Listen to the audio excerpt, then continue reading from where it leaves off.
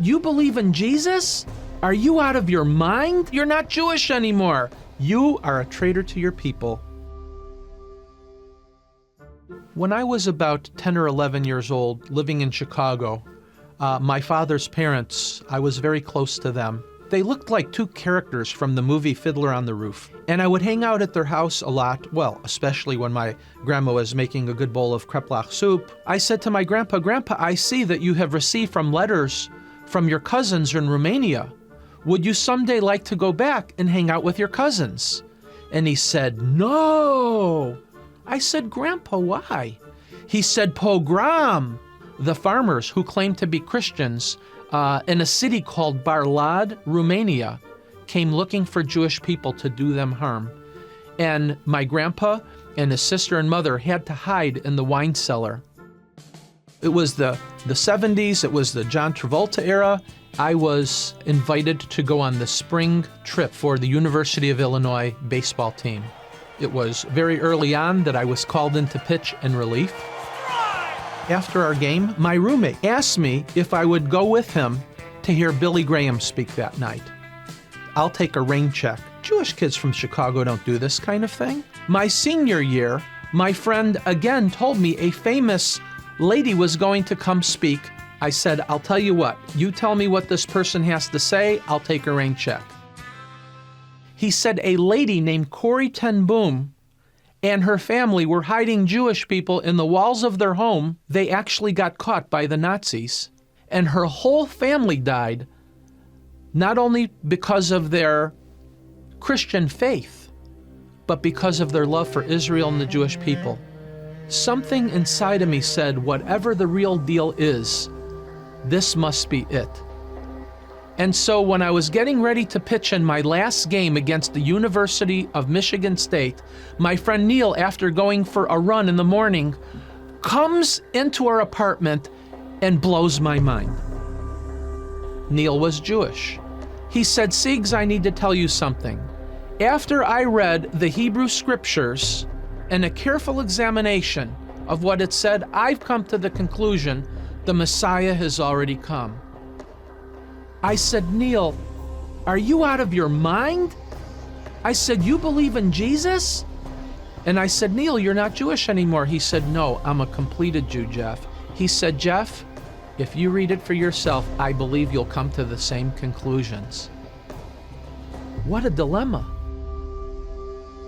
If God really had a son, I'm going to have to see in my book, not their book. I held that Tanakh up to heaven and I prayed a prayer to God. I said, "God, can I have a burning bush experience like Moses?" One of the things that happened was I came to the book of Jeremiah, chapter 31, verse 31 through 34. "Behold, the days come, says the Lord, when I will enact a new covenant with the house of Israel and the house of Judah." And I'm thinking, oh my gosh, this new covenant, this new agreement is for Jewish people. There's something to what my friend Neil said. New covenant, New Testament. My mind was blown. I just fell on my knees in front of my bed as I was reading these verses, and I just prayed a simple prayer. I said, "Dear God, please enter my heart and please forgive me for the sins of my life." I said, "Lord, I'm new at this. I don't know exactly how to do this." But I said, I've longed for that personal relationship, and I realize that Yeshua HaMashiach is my burning bush experience.